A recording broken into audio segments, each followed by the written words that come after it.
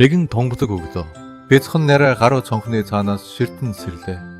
Марны туяа зөөлөн дулаад суулж таатай өдрийн эхлэл байлаа. Хараа минь дөлдөлий. Ээжтэйгээ хамт толгоогоо 100 баруун тийш хаяархан хөдлөрн. Дөлдөлий. Харуугийн толгой 100 тийш баруун тийш зөөлөн бүжиглэв. Тэр үед харуугийн чихэнд намуухан одны ширнээ сонсогдов.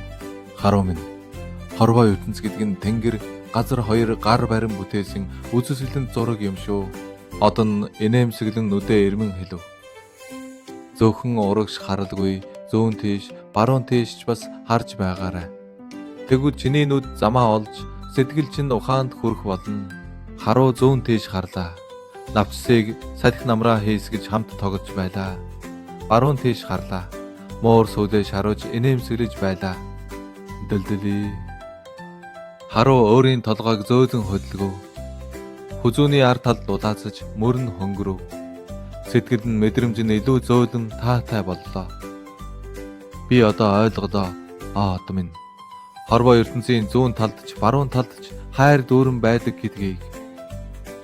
Харуу ээжигээ тэвэрлэн эргэлэн хэлв. Дөлдөлий. Би ч бас хорвоогийн мэрэгэн ухааныг мэдхийг хүсэж байна. Тэр орой харуу одны тухай зөвлөв.